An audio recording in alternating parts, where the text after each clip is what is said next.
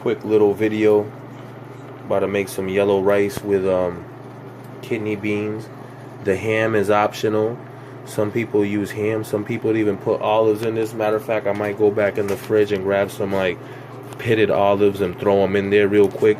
Over there we got some beef steak and onions. There was a lot more water in there than that before, but you want to boil that. Like if you're using a pressure cooker, then it cooks in half the time than you would boil it. And if I'm not boiling it down till it's super tender that you could break it with a spoon, then I like to throw it in flour, then throw it in egg, then throw it in seasoned breadcrumbs and fry them like chicken fried steaks, banging over some yellow rice. So yo, there's a can of beans, chopped up ham, salt, pepper, adobo, like everything you see here, pepper, adobo, salt. I put a half a pack of one of these, a full pack of one of those. I don't really care who claims to make it, how they claim to make it. I've been making it for years from a guy like straight from the island, taught me how to do it. So my version is rustic, where a lot of people, you know, are just uniform. It's like beans and rice. Like I got everything in here, and the sofrito that I use is nothing but my own homemade, and I got like a bunch of these jars I give out to people who know me and I'm cool with. But yeah, so like I put 4 tablespoons of canola oil in here, okay, and like 4 tablespoons of the sofrito, beans, the pork chopped up, just the ham. It's like smoked ham to give the rice some crazy good flavor. Again, full one of these, half of one of these, as much of this as you want, a dash of that, a dash of that. And now I'm like letting this cook up. Let me show you a little something real quick. I'm not used to doing things on camera, you know what I'm saying, but I'm trying my best to try to help some of you people that want to learn how to make the good rice. You mix this up, and right now, like, you're probably wondering, well, why the hell ain't the rice in there right now? But the truth is, man, that I'm gonna actually try to like maintain throughout this video and show you how I get to that point. You know what I'm saying? Over there, I didn't add the tomato sauce yet, but you know what I'm saying? No joke. Throw a whole one of those cans in there and give it a little stirring, and it's just gonna keep absorbing all of this liquid, and these onions are gonna caramelize and turn into like liquid, and this meat is gonna be so good on top of this that it's not even funny, man. Like, also the beef steak was marinating in salt, pepper, adobo, and 2 cups of vinegar overnight, so that it already was tenderizing it. But when this is done, man, this is like when we be fighting over this. The temperature's a little high over here, as you can see. This is an electric stove too. Right away I want it like right over here while I'm cooking. So you can see I'm cooking all for the whole first half. I want to cook it on like medium, like above medium, because these stoves tend to like burn stuff. So if rice was in here and that was on high, yo, everything would have been burnt. But right now nothing's stuck. What I'm doing is I'm stewing up these beans and this ham and I'm getting all these flavors to like fuse together before I add the rice. Then I'm gonna like walk you straight up through, you know, the next process, which is pretty much, you know, gonna be when I add the rice. Give me 2 seconds over here. Talking about the rice, I ain't even have it ready, but now I do. So at least. Also, I'm using like a medium grain rice. My grandmother always used to wash her rice.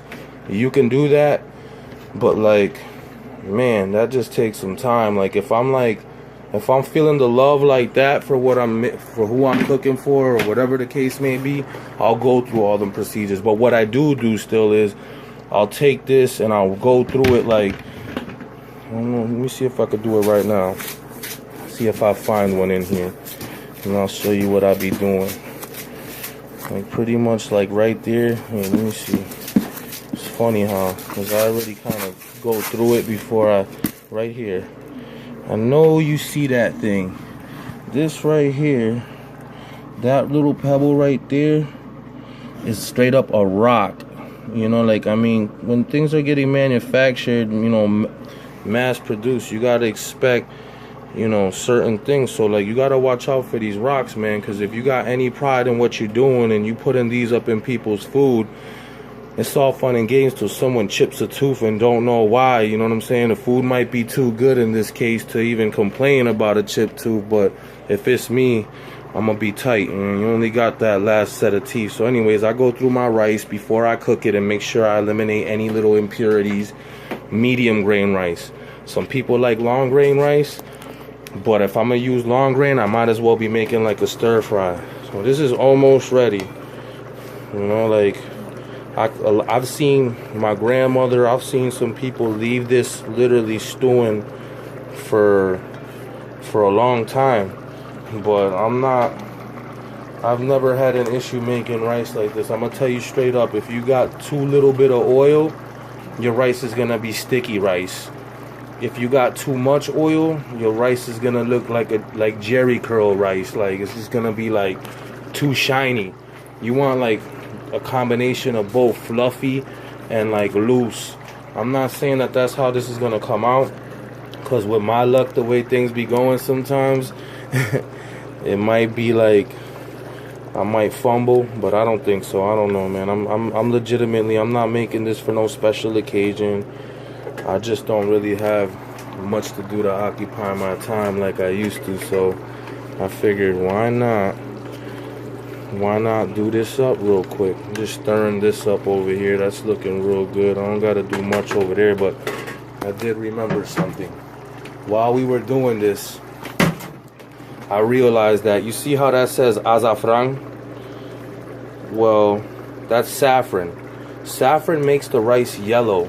I like yellow as opposed to orange. So when you get this kind of sazon, put 2 of these in any pot of rice and your rice is going to look amazing. Put 1 of these over there and that's going to look good.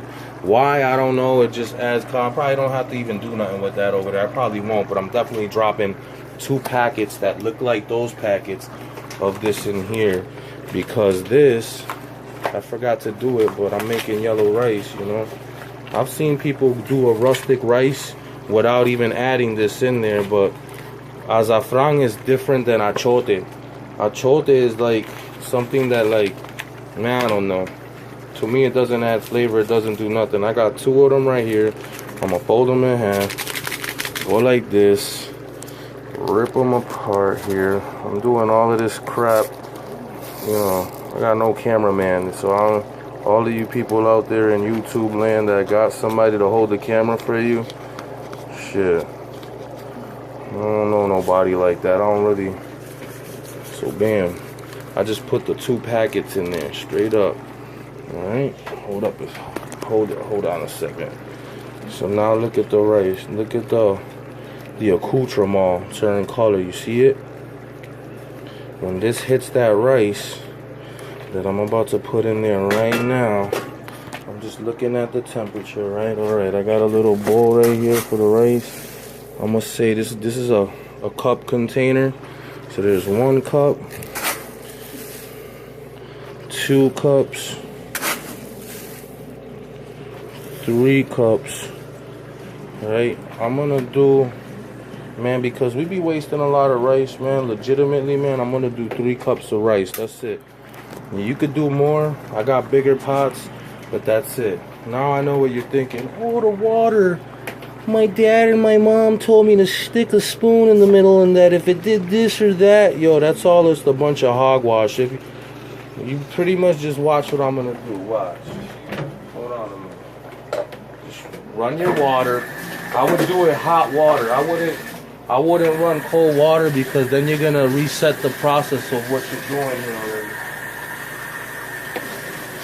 Check it out. The spoon don't got nothing to do with nothing. Don't pay attention to the spoon. The spoon's only in here so I can mix this rice up, right?